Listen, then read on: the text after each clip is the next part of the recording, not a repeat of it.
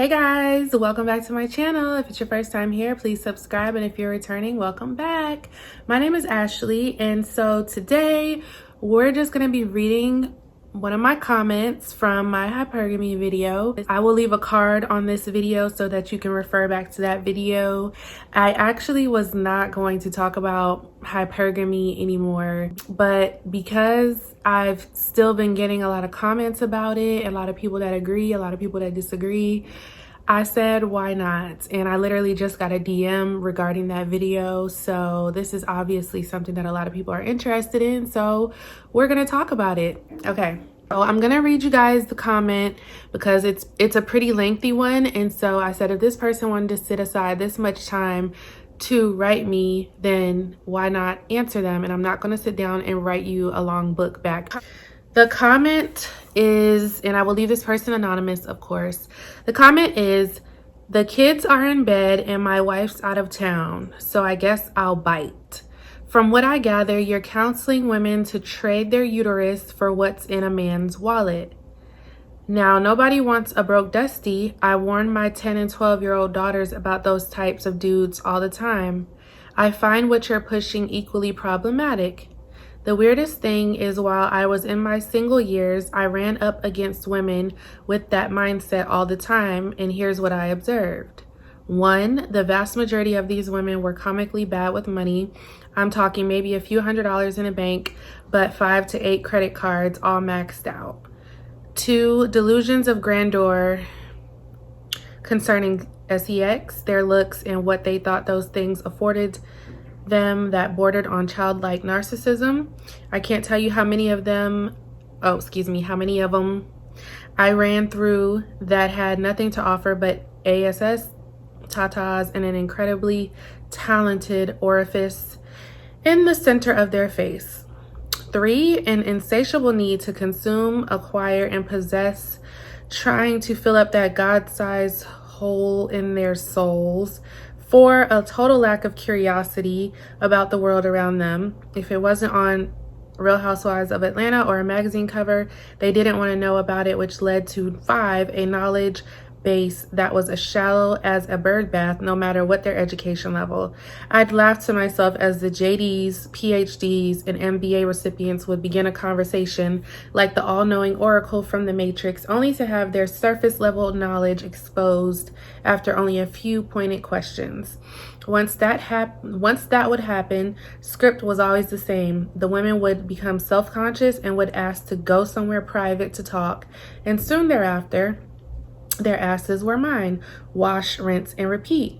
I'm not saying this to brag or boast, quite the opposite. I'm actually glad I'm no longer out there. The land of matrimony with my black wife has been nothing short of a blessing, and from what I can tell on this side of the fence, it isn't getting any better out there. So I want to say thank you so much for, first of all, viewing the video and taking the time to respond to it with your kids asleep and your wife out of town. This is my response. I'm not counseling women to trade anything.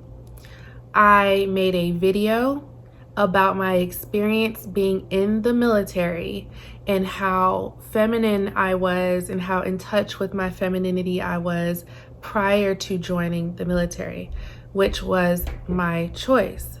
I did not realize at that time that my femininity basically be stripped from me, because I guess I would see a lot of military service women out. Some of them looked like a hit dog, and some of them looked really, really pretty. And I thought, wow, this is cool. I can serve the country. I can do what I have to do and still be a woman. I felt like I had to be less feminine because certain things were happening while I was in that just weren't happening to women that weren't so feminine, to women that didn't really care about their looks and stuff like that. I was getting a lot of unwanted attention, which tends to happen on the job, whether you're in the military, whatever it is. But I was just kind of documenting that, or thinking about the fact that, wow, there was this huge difference in me being feminine from this point in time to this point in time, because I almost didn't want to be feminine anymore, because it was just it wasn't good for me. There were some lines that were crossed.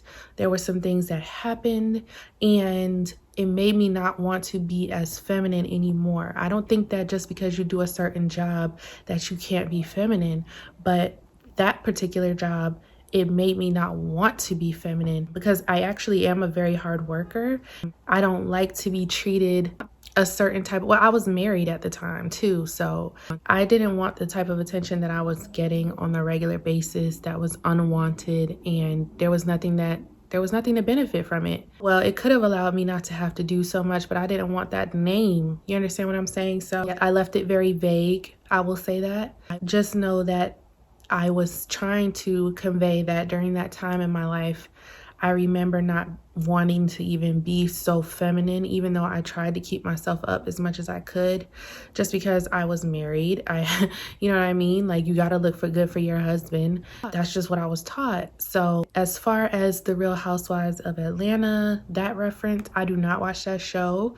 I used to watch that show when I was younger, when it first came on, but it went from a very like lavish, extravagant, like, ooh, look at these women, and it went from that to something very trashy. So I no longer look at that show. Your reference to women not being able to hold an intelligent conversation, well, it depends. If I'm looking for someone to be my equal, for someone to be my friend, we can have an intelligent conversation all day. When it comes to going on a date with a guy, you know, a provider guy, a guy that is willing to show you how serious he is about wanting you in his life, then you don't necessarily want to go into it running off at the mouth like, I know this, I know that, I know this, I know that, unless that's something that he's into. But no, so it's not that we cannot hold a conversation or an intelligent conversation. I don't know if the women that you attract cannot do that. Some of us can. We just know when to turn it on and turn it off. It's really that simple. And then, yeah, the women who have all of those accolades and like all of the degrees and all of that stuff, it's very difficult for those women to date, because they always end up being the provider. So, you know, I'm not sure if that has something to do with why they may have put out so fast with you. Maybe, you know, they knew there was nothing that you could provide. I'm not sure, but, you know, women have needs as well. Sometimes when we know there's nothing that someone can give us to be beneficial, and, you know, sometimes we just do what we got to do. It just depends. Like I said, I appreciate you commenting, but So that's that. I was simply sharing my experience with a 50-50 mindset. Once I got in the military, that's when I can tell that my mindset had changed and I began to accept less from a man. Now, I will say the video that you're commenting on, or this person is commenting on, when I looked back at it, I was like, ugh, I was so like emotional and so like, I don't know, my whole demeanor was a little bit, it's different than it is now. Now, the part about being bad with money, and this is based off of the women that you have encountered. So I don't know what you look like. I don't know why you were putting such an emphasis on your wife being black. I don't know if you're non-black or what, but as far as women having money when dating and things like that, here's the thing. In my mind, whether I'm good with money or whether I'm bad with money, if I'm dating, I expect my significant other, if we're going to take this seriously, right, then I would expect them to be an aid to me, just like I'm going to have to be an aid to you in some type of way, shape, or form. I would hope not financially, because I'm not a sugar mama. So a man being concerned with if I'm good with money or not, to me, that that's your role, is to be the one who is delegating the bulk of the financial responsibilities, and what I have should be extra. Or now, I'm not saying women should be just like bad with money and have all these credit cards that you said. I don't even believe in having that many credit cards. I've never had more than 3 credit cards at a time, and I don't, this little bit of money in the bank, like, I'm not okay with that. Sometimes we do fall on hard times, but I always, if a woman is speaking to me about things like this, my first piece of advice would be to her to have your own money, like, or have a way to get money, have a skill, you have to have some type of go-getter about yourself. I'm all about that. I'm all about being able to go make $1. So, yeah. I would not suggest that women go out here and have nothing and start dating. I would not suggest that, just because to me that sounds like something else. When you do that, you tend to have a survivor mentality, and I'm not comfortable with that for me. Now, depending on a woman's age, a couple $100s in a bank might not be a bad thing, but again, I would hope that you would want to have more than that. The part about the looks and what looks can afford you. Okay, like I said, a large part of the information that I put out in that video came from watching videos from Shira71. I already had this mindset to where a man should be an aid in my life, not a burden. So I don't know what other ways a man can aid me. If you want to be a handyman, cool. I don't know what else you could really give me, because the thing is, as far as looks go, a woman, like I said, a woman putting a lot of time into how she presents herself to the world, to individuals that do not know her. It's very important, because I think a lot of us get in the mindset to where we know how we look when we really dress up. And so we go out sometimes with nothing on our face. I mean, I get it. Sometimes you may step out with nothing on your face, run to the store. But if you are trying to date and you don't know where your next date could come from, your next date could be at the hardware store. Your next date could be at the grocery store. Your next date could be at the post office. Your next date could be the man of your dreams, could be in these places, and you decided to leave out that day with nothing on your face, with sweatpants on, with your nails not done, etc. So it sounded like you were trying to say that the looks don't play a part. Looks play a huge part in getting a man. They just do. The women that look the best, or that put the most time into their looks, they just get better. They just get and they receive more. And that's not a dig. That's a fact. You know, people appreciate when you look good. People appreciate when you step out and you look nice. Like I said, I get totally different treatment when I go somewhere to a restaurant or something and I'm all done up versus going somewhere in sweats. And I barely go anywhere in sweats anymore, just because I wanted to test out what Shira was saying. Even if I'm not out here looking for a guy, just the amount of what I get, how people treat you, it's a lot better. People want to give you things. Yo, take this appetizer. Just like she said, it's true. Take this appetizer. Oh, don't worry about that drink. People just think you're a good person, and you very well could be. But the fact that you took time to present yourself well to others, and you carry yourself a certain way, it says a lot. If you carry yourself a certain way, people are not going to come up to you with a whole bunch of BS. They're just not.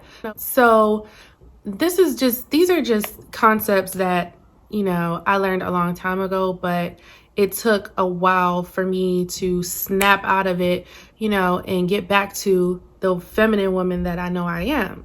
Yeah, there are some women out here that go and they get all these surgeries and they, make themselves look like dolls and etc. But if you are doing all of those things and you are not doing them with the notion that you should be receiving the best, then it's kind of a waste, unless you're just doing it to make yourself feel better, unless you're just doing it to boost your own self-esteem, which in turn, if you boost your self-esteem, then you will receive better quality of men because your self-esteem has boosted and you now know what it is that you deserve. Not saying that you need surgery to do so, but I'm just saying he mentioned these women with these nice bodies and stuff like this. A lack of curiosity about the world around them.